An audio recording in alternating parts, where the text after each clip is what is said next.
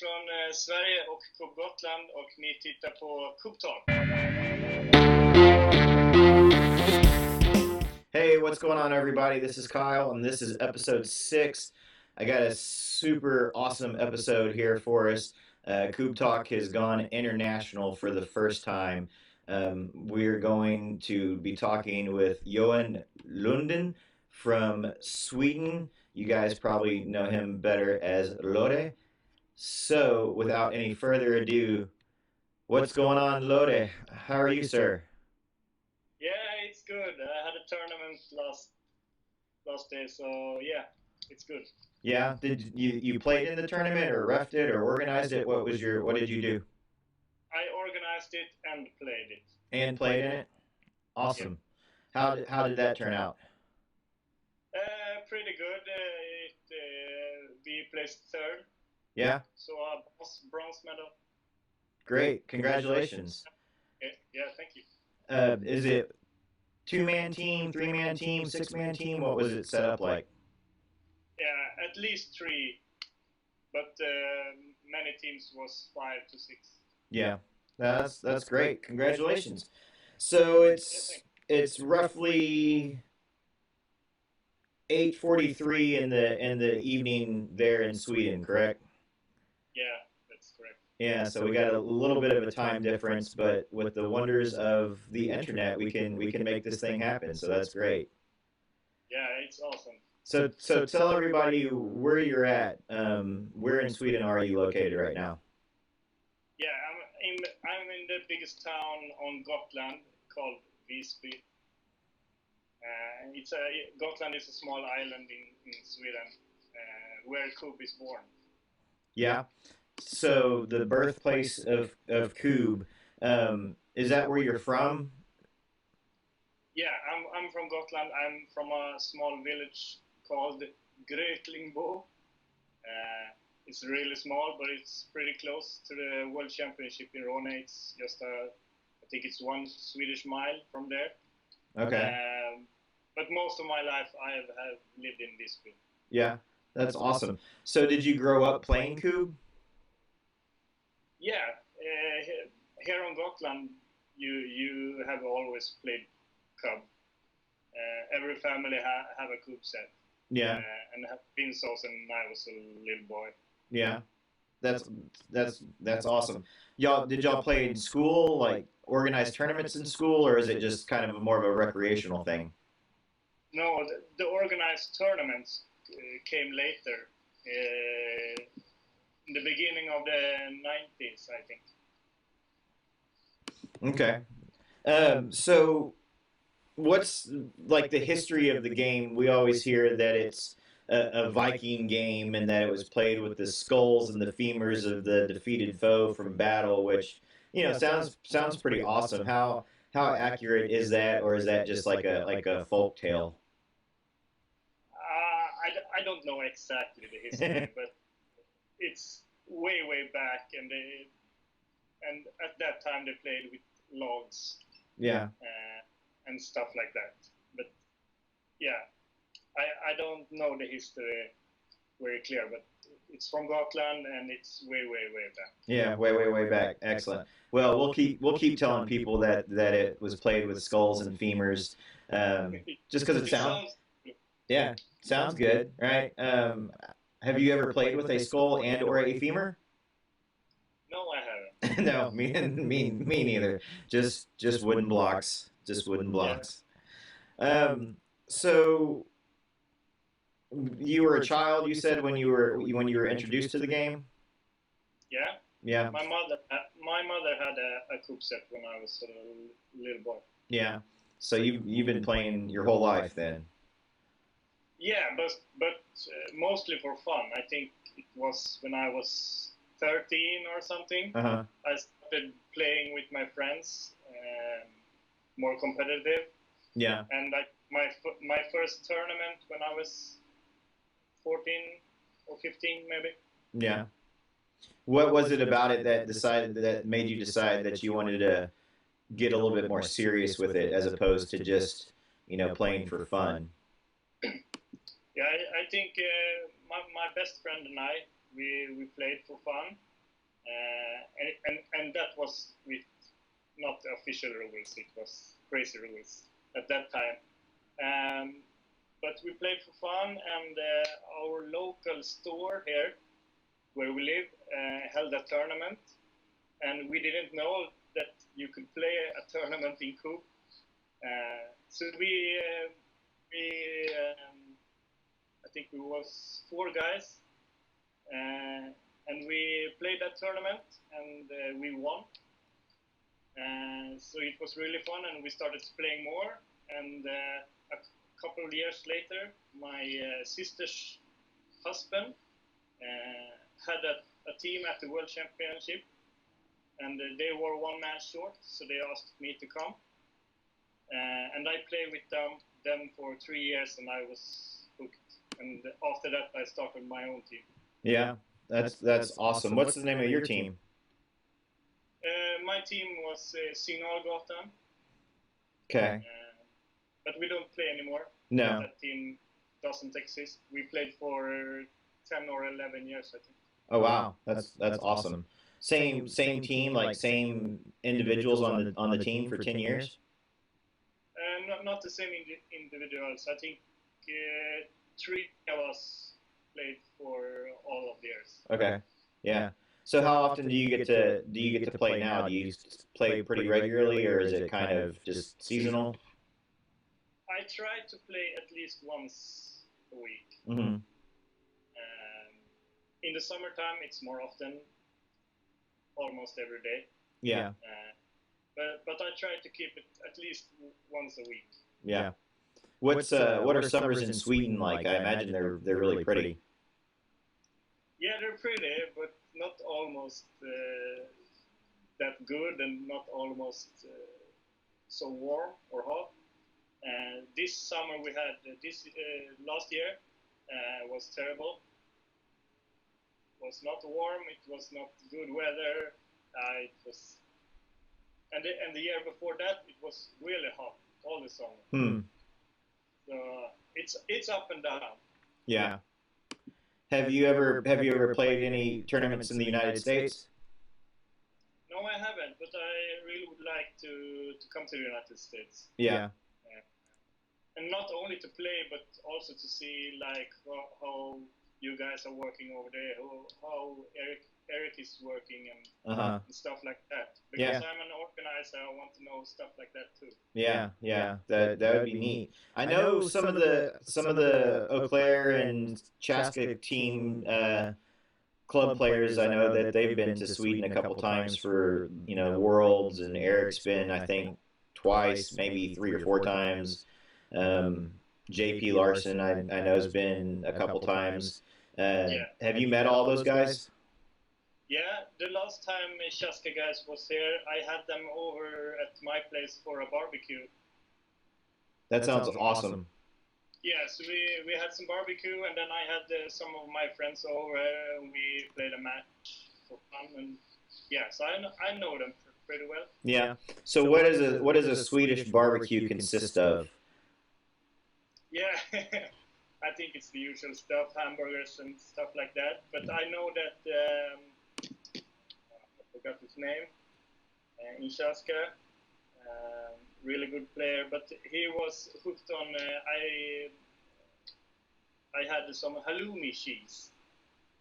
He had never eaten that before, and he really think that it was awesome. And that's a cheese? Yeah, it's really salty. Yeah. Cheese. Okay. You often eat it at barbecues. Yeah. Sounds good. Yeah. It's really good. Yeah.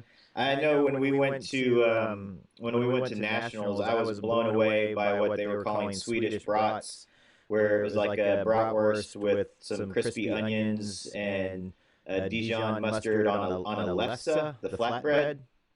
Yeah. And I love those. So I don't know how authentic or Swedish that is, but it was good. And the couple times I've been to an IKEA, I've really enjoyed the Swedish meatballs at IKEA. So yeah.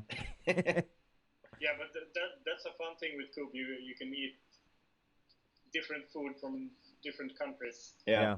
Like in Belgium they have currywurst. Okay. It's a hot dog with curry. It's really good. Yeah. Yeah, I've seen currywurst in Germany too. That was, and also with the French fries, they would put sometimes curry powder and even like a curry ketchup with the French fries. Yeah, I love that. Yeah. So, where in Europe have you played tournaments? So you just said Belgium. Where else have you been? Switzerland. I think. Yeah, I think it's only Belgium and Switzerland. Mm-hmm. I haven't been to. I will go to Germany this year for the EKC. Okay. Tournament. So that's the European Cup. Is that what that one is? Yeah, they call it the European Championship, but we already have a European Championship in Berlin. So I don't know how to. We have two European champions. Yeah. So what's the format for that tournament? Is it 2-man team, 3-man team, 6-man team? You play the first day. You play 1 versus 1. Okay. And also 6 versus 6. Yeah. And the next day you play 3 versus 3, but you could be more than 3. Yeah. And the thing is that the top 6 players from every nation will be in the 6-player team. Oh wow! So you can't decide it yourself. Yeah. Yeah. So the best players from the 1 versus 1 tournament plays in the 6 versus 6. That's cool. That sounds awesome. Yeah. Yeah, it's pretty cool. Yeah. And then you were telling me before we started recording that the tournament you played in this weekend was in that barn that I showed a picture of. Tell people about that barn, because that to me is just like the coolest thing. Yeah, it's a team from here called Team Kubmeisters. They built the fields. At first we only had 1 field to play at, and now we have 2 fields. So it's pretty small, but it's awesome. What World Championships? You're a ref or an official at the World Championships, correct? Yeah, that's correct. So are you on the board for that as well? Do you help organize that tournament, or you just help officiate? I help to organize it, but most of it I come up with the rules, and I am a ref, and I organize the 1 versus 1 tournament at the World Championship also. Yeah. So and that's six people per team. How many countries participate in that? It's different every year, but usually it's like 8 different countries. Mm-hmm. Nice. Sometimes more. I think 1 year we had 12. Yeah. Yeah. Have there been any like Asian countries at it? No, not yet. Not yet. Yeah, maybe one of these days. I know that there's a Cube group on Facebook that I want to say that they're in China, and they post a lot of pictures. Yeah, I think some friends of mine from Switzerland have visited I think it's the Japan Cuba Association. Oh, really? Yeah. Yeah, that. I am on Facebook, and I know I think it was Björn and some guys from Switzerland who visited them. Yeah, that's cool. Well, maybe one of these days, maybe there'll be a team representing Asia at the World Tournament. Yeah, that would be awesome. Yeah, that would be neat. So, when is this year's tournament? Are the dates set for it? Yeah, it's 31st of July and 1st of August. Okay. And has registration already opened up for that? No, we usually open it late in March. Late in March? In the beginning of April. Yeah, okay. Nice. So do you expect another same amount of teams? 180 to 200. Wow, that's a lot of teams. Yeah, from 8 different countries. Yeah, yeah, that's awesome. I can't even imagine like what that would be like. I know I was blown away whenever we went to Eau Claire for nationals, and saw 128 teams. But yeah, 180 to 200 teams would be neat. Yeah, yeah, it's really cool. I really love the atmosphere at the World Championship. Yeah. So I imagine people probably all fly into a major city, and then they have to take a ferry to Yeah, Gotland, right? yeah, you could fly also, but Oh, really? yeah, yeah, the ferry mostly. Yeah, It's much cheaper. yeah. How long of a ferry ride is it? 2.5 hours. Oh, really? Yeah. That's a good amount of time. Yeah. I don't think I've ever been on a boat for that long. Yeah. When I was little, it was 5 hours. 5 hours. Yeah, Huh. Much slower boat then, huh? yeah, it was. Yeah. But I imagine you could probably, grab a beer and something to eat and just relax. Yeah, it was bigger boat and more people drinking beer and doing other stuff. It was a lot of games on those boats when I was little. Yeah. Yeah. That would be cool. Huh. Well, I need to start saving money. Maybe one of these days I can make it over there and play and meet you in person. That would be awesome. Yeah, it was really, really awesome. Yeah. Coop Nation magazine that comes out every year, and so this year's I think is going to be coming out here pretty soon. Yeah, But you were on the front cover of the issue for 2012. We talk about that. yeah, yeah. It was. I know Eric really loves that photo. It was. I think it was. Yeah, 2000. It's from 2011, and 2010 we placed second in the World Championship. My team, Signalgatan, and we never had been that good at the tournament before. We usually go out in the group stage, Yeah. but that year we played really, really good and placed second. And the year after that, we had a lot of pressure to do the same again. And I think we were 2 or 3 teams at the same amount of wins. So we need to do a knockout stage where you only throw at the baseline Mm-hmm. and see what team hits the most, and that team goes forward. And we did that, and we were the last team to do it. And the best team before us, I think they hit 3 cups, base cups, and it was our turn, and we hit 4 in a row. Yeah. And that photo is from when our fourth player hit that cup, and I was really happy. And it looks like I'm gonna hit him or something. No. Yeah. I was really happy, and it was a nice photo. Yeah. Yeah. No, it's a great photo. I mean, it's one of those that it just definitely shows just the emotion and the excitement from that match. So yeah, that's awesome. Um, no, it's cool. Um, at Worlds, do you guys notice like a particular team or country that kind of tend to be a powerhouse team from year after year, or win it year after year? Is there somebody that you're always kind of like, ooh, these guys are probably gonna win or have a good chance of winning again? Yeah, I think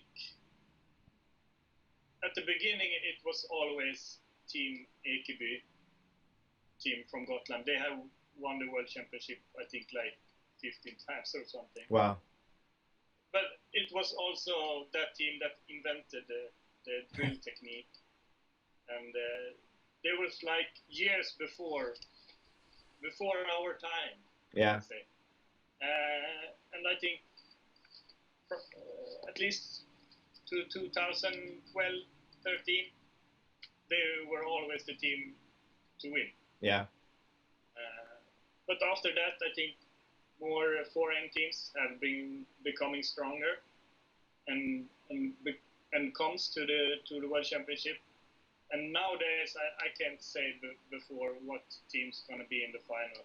Yeah. It can be, I think it's like 30 teams to be in the finals because all teams are really strong now. Yeah.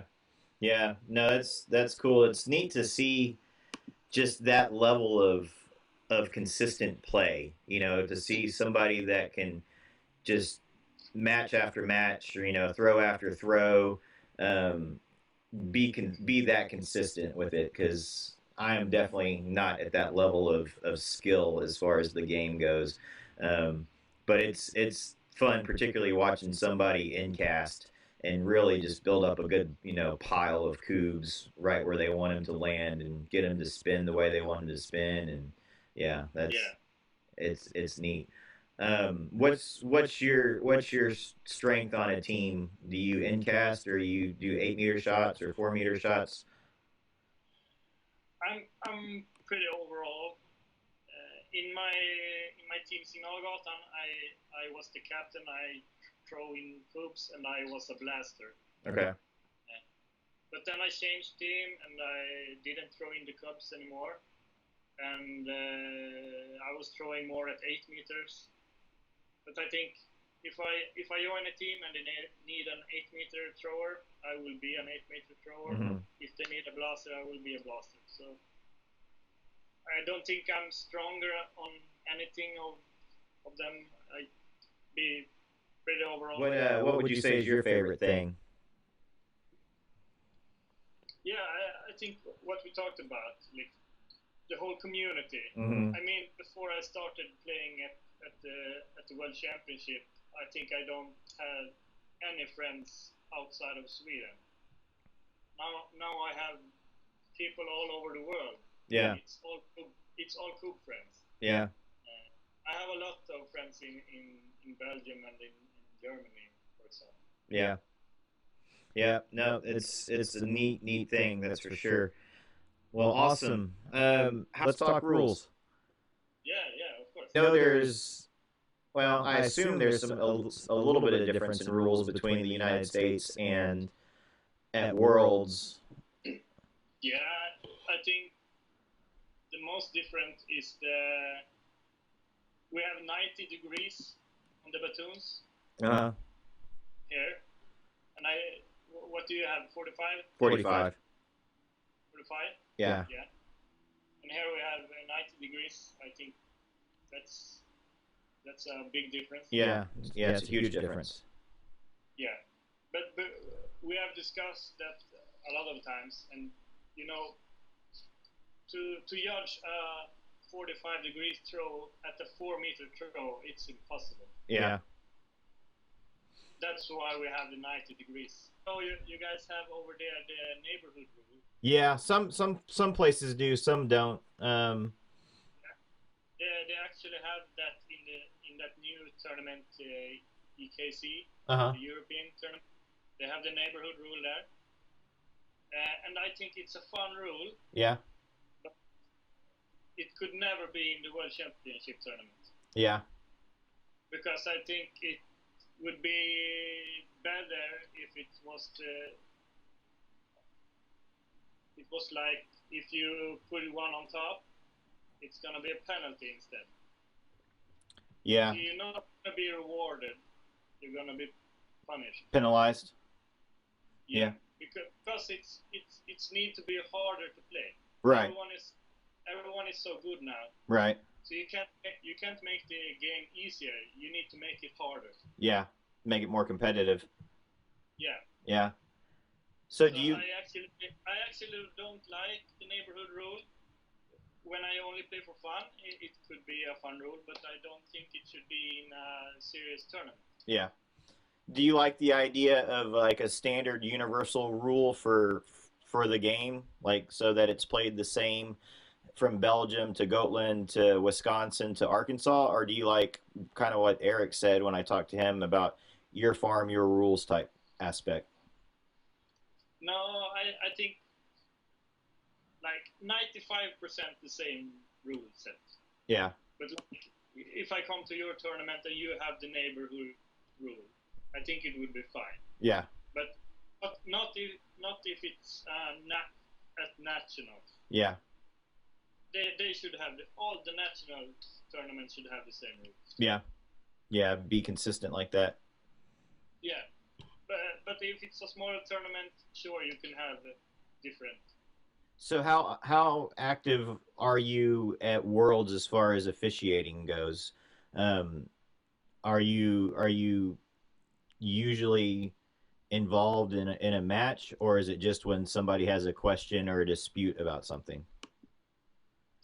Yeah, when someone has a question or they can't agree on something, but from the semifinals, we always have referee at the matches. Yeah, that's good. And so, did you help come up with some specific rules for the tournament?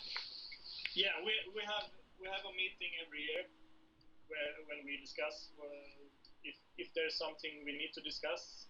And for 2019, I think we didn't change anything, but the year before that we changed a lot. So with the overstepping and that kind of thing. Okay, so did you like you aren't allowed to overstep? Yeah, exactly. Yeah. And that's a fun thing because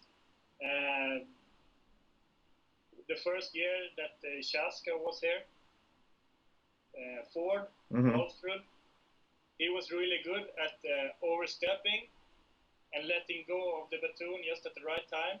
Yeah. Because it was allowed to overstep. Yeah. But you needed to let go of the baton before you put the feet on the ground. And he was really good at that. So after he had thrown the baton, he was halfway through the field. And after that, we really said that we can't let that be anymore. We need to put that down. And so now it's no overstepping. Yeah.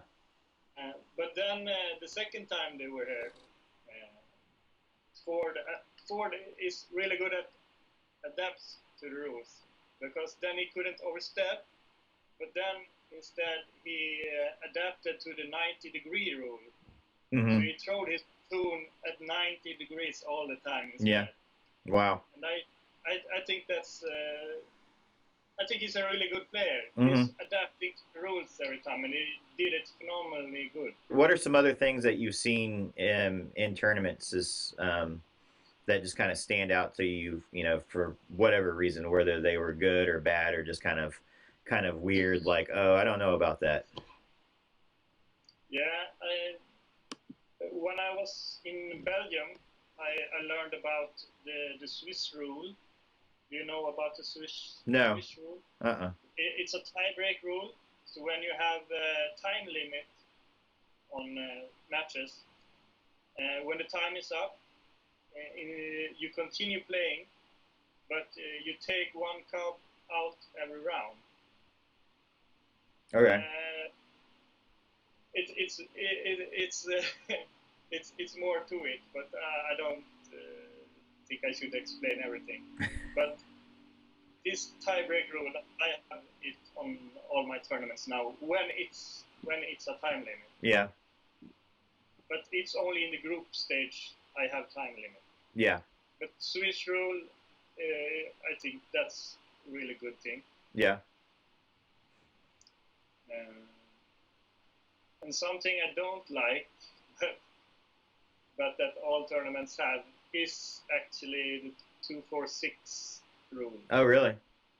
I don't like it. I have never liked it. It's better than if you start with 6 batons, of course. But I don't think the 2-4-6 is good because I think the team that starts with the baton don't get the advantage they should have. So what would you do different? Would you go just straight 6 shots, or?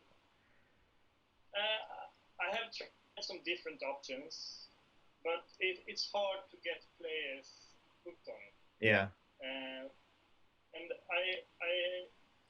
the best alternative I have heard is actually from Terry Ekelev, a former player from Team Ekeby, actually the player who invented the drill technique. He had an option that I really liked. It was that if you and me playing together, and you're gonna start with the batons, you throw 3 sticks, and say you hit 2 crops. I let them be, and I throw 3 sticks.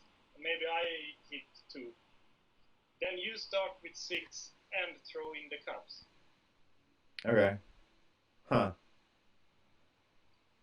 Yeah. Did you get it, or was it? I'm trying to picture it in my mind. Yeah. So it's 3, 3, then 6, and throw in the cups that have been hidden. The 2. Okay. Yeah. Yeah. I haven't tried it much, but in my ears it sounds much better. Yeah. What else do you have in mind as far as the game goes? Yes, something I can actually show you maybe is that I have a cup there. This is a regular cup from the World Championship. It looks like this. And it's an okay cup, but when I started playing, I like this cup more than this one. It looked like this. I don't know if you can see. It looks, the little bit rounded at the. The corners are cut off. Yeah. It doesn't have any corners. I think this cup is much better. It's more difficult to drill. Yeah. For the first, and I think we should have these cups back. Yeah. This is the one we play with now. Right. You see. Yeah. Yeah, it doesn't have those corners that can catch the ground. Is easier. And all of the sets was like this when I started playing. And when I started playing, the drill technique has just been invented. So it was like 5 or to 10 teams that use that technique then. Yeah, and now everybody. Now everybody does it. Yeah. Huh. Yeah, we should have those kind of cups back, I think. How can people keep in touch with you and follow what's going on there in Sweden if they want to keep up to date with either the Worlds or anything else Coup related? Yeah, we have a homepage for our tournaments and what's happening. laget.se/Cupgotland. Okay. It's in Swedish. But we also have a channel on YouTube because I record every final match in our tournaments. Oh, awesome. Have them, and have them on YouTube. I think John Oman have had a lot of my movies on Coup Match Monday. Yeah, yep, he does. Yeah. So what's the YouTube channel that people could find the videos? Yeah, it's called Coup Gotland. Coup Gotland. Okay, good. Yeah. Then I will definitely put that in the description, and hopefully everybody will go and watch those because I've seen several of them. And yeah, it's. I always record and then I do statistics after the match. You can see how good every player was. Well, yeah. Awesome. I appreciate it. It'll be great. Maybe one of these days our paths will cross in person, and whether that be Claire or Gotland, either one, I'd be super excited to meet you and shake your hand and buy you a beer and play some Coup with you. Yeah, I really hope so. If you come to Gotland, I will invite you for a barbecue too. Hey, that sounds perfect. Well, I appreciate your time, and I'll let you get back to your evening. How do I say goodbye in Swedish? Hej då. Say that one more time. Hey, what? Hej då. Hey door? Yeah. Okay. When you say hi, it's hey. Hey. And when you you say bye, it's hey do. Hey, door. Hey do. Dua. Yeah. Okay. Hey, Dua. Hey do. There it is. Awesome. Well, there it is, episode 6. Our very first international guest. Hope you guys enjoyed that. And again, a huge thanks to Lode for his time making this come together. Thank you for reaching out to me. And I hope to see you and talk to you again in the future. Before we get out of here, a couple tournament announcements. We got Cube on the Pond coming up in Erin, Wisconsin on February 22nd. And then in March is the East Coast Cube Championship in Davidson, North Carolina. That's March 21st. So, again, to find out about all these tournaments, go to kubon.com. Until next time, we'll see you on the pitch.